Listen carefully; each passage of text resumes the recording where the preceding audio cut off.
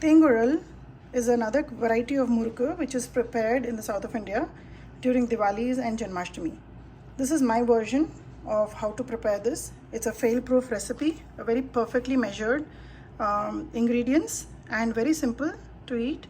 This is perfect for your tea time snack and great to pack it for kids snack as well for school. Let me show you how to make Thengoyal in my style.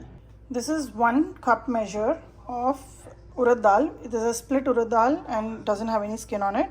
You can use any measurement. I'm just using a single bowl that I have. I'm going to put it in my pressure cooker, wash it twice and rinse it out till the water runs clear. The urad dal is nice and washed. I'm going to add 3 cups of water.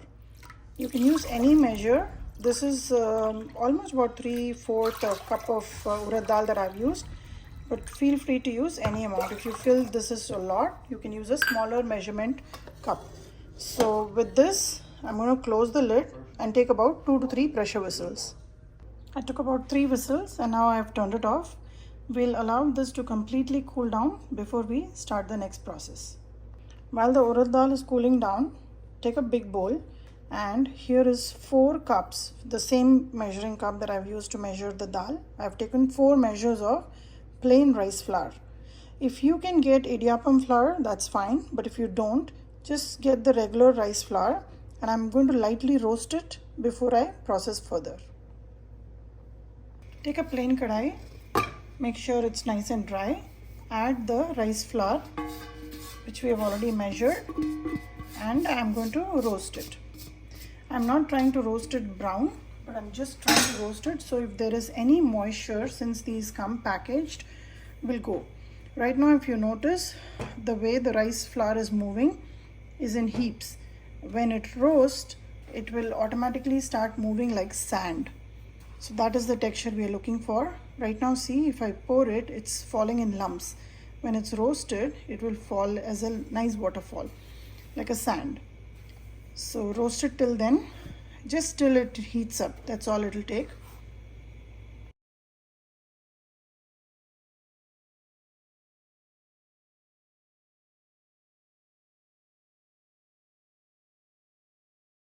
If you notice, I have been roasting the rice flour for about 3 minutes now, and when we added the flour to the vessel, it was sticking all over on the sides. As it is getting roasted, it will not stick to sides and it will easily be moving around the vessel. You can see how sand like it is falling now, and it is just slipping from all the sides. That's when you know that the rice flour is ready for use. I'm going to turn off the gas and take it out in an open plate so it cools down.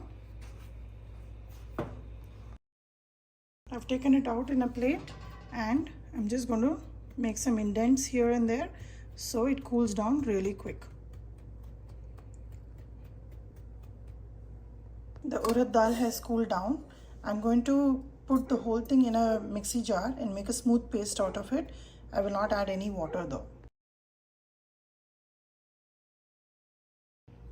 To the paste of urad dal, I will add 1 teaspoon of cumin seeds and 1 teaspoon of black sesame seeds. If you don't have black sesame seeds, you can add the regular white ones. I will add about 3 teaspoons of salt now, and once I knead the dough, I will taste a little bit and then check if I require a little bit more salt. To this, I'm going to mix this first and then add all the rice flour that we prepared earlier.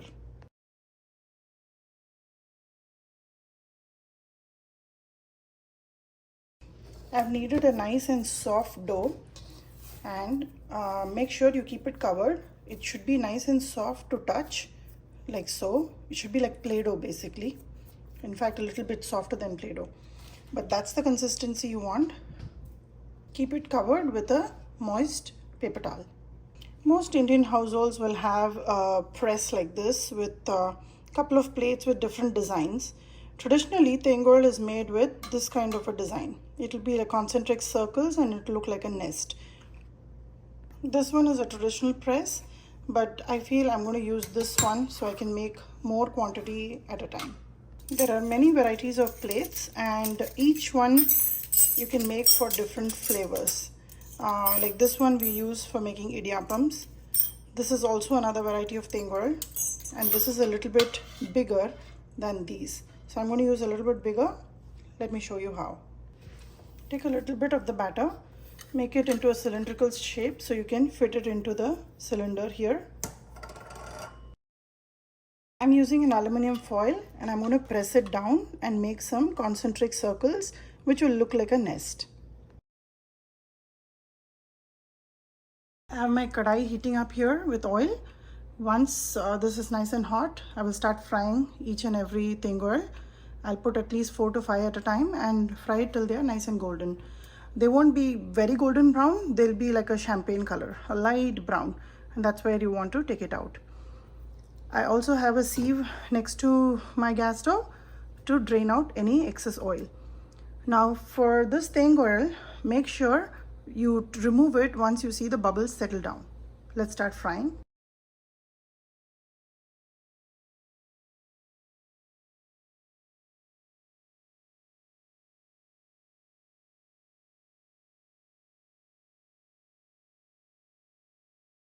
When you see that the bubbles are settling down, unlike when we had put it initially, this is the time to take it out. These are ready.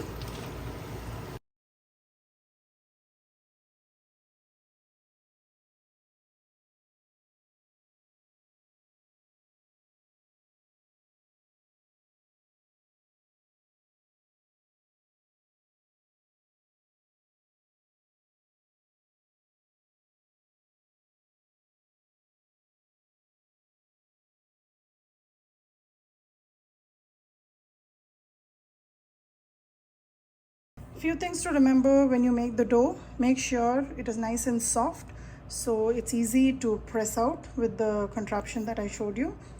Also, you can add some flavors to the batter. I have kept it very traditional, very plain. I did go ahead and add a little bit of hing and mix it with the dough, but otherwise usually we don't add any other flavors besides what I showed you. Thengoyal is ready to serve. Give this recipe a try and let me know how this turned out for you.